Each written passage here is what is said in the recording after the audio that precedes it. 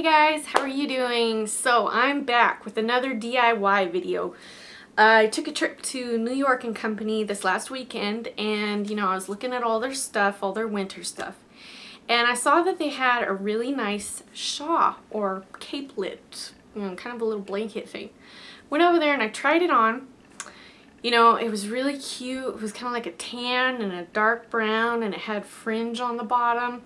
Really cute. I tried it on and I was picturing in my head this would look really nice with some dark skinny jeans and some cool boots.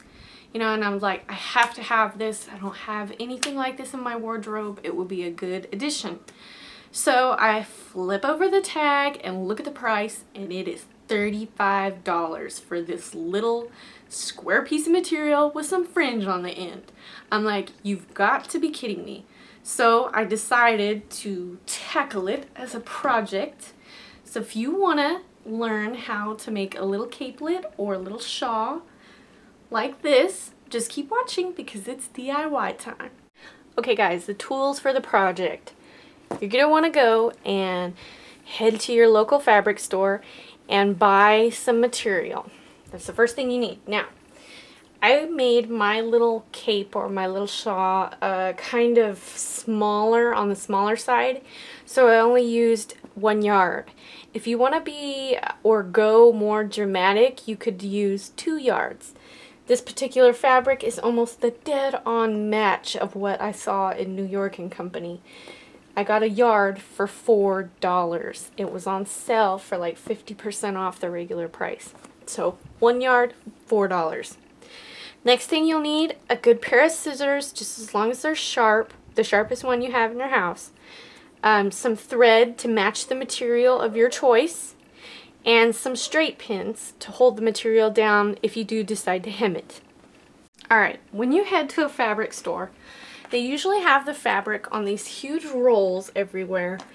You go and you pick out one that you like, and you take it up to a counter, and you ask the person, for a yard of fabric. What they'll do is they'll roll it out, and then they will cut it for you. So you don't have to worry about that. They take care of that.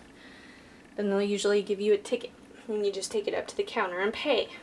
So what I'm doing is I'm going to start this project with the same way that the fabric is actually rolled up. So I've gone ahead and flattened it out, made sure all my corners match. So I've got this nice long rectangle. Now, if I were to grab the top, it's actually still folded over. See, there's a bottom to it, bottom material, and then there's top material. So you want to make sure that those corners match up and that everything is flattened out perfectly. Because when you start cutting, if there's any rolls or anything, it'll make it uneven. So once you got it all flattened, the first thing you want you to do is take your corners, your top and bottom, flip them over, meet them to the other side. Flatten the material out again. Take your scissors or a pencil, whatever you have that's handy. Mark that point right there. Just slide it right there because this is your center point. That's the important part. So you go back over here, grab that same piece of material, flip it back. Flatten it out if you need to. Don't lose that point because that is your center line and that's where you're going to start to cut. Now, the importance of that center point is that's where you're going to start to cut. So you're going to want to mark it somehow. If you're lucky enough to have picked out a fabric that has a plaid or some kind of pattern where you can follow the line all the way down, that's great, because I totally cheated and did that with this one. But if you picked a fabric that's a little bit more abstract or something like that, you can always get some fabric chalk and just use a ruler and draw a straight line all the way down to where you're going to cut. Now, what you want to be careful about at this point is you are only cutting the top layer of fabric. The bottom layer is still there. No cuts on that. It's only the top layer. and you're only going to start cutting. You're going to cut down here and go all the way up to the top and stop. That's it. To finish this project, it is completely up to you on how far you want to go. You can leave the edges raw if you choose to, or you can hem them.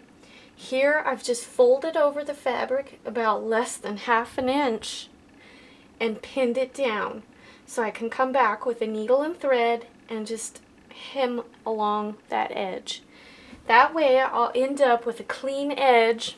Once I give it a quick iron, it'll be a nice clean edge. Now you should hem the bottom of it and probably the sides up along this way as well. And I would suggest hemming along this part right here, your center line, because this is actually what's going to be draped around your neck. So you would definitely want to pin that down and hem it. Now, if you choose not to hem it, that's completely up to you. You can get those little frayed strings and just rock that look if that's what you're truly into. As far as embellishment with these things, I could totally see adding buttons to it or a ribbon in the front to tie it together and close it. I could totally see those finishing touches added to this project to make it unique and individual and something totally you. I've also thought that it might be interesting to see what would happen if you put like a fur collar on the top. That might be pretty cool too. So have fun, make it your own.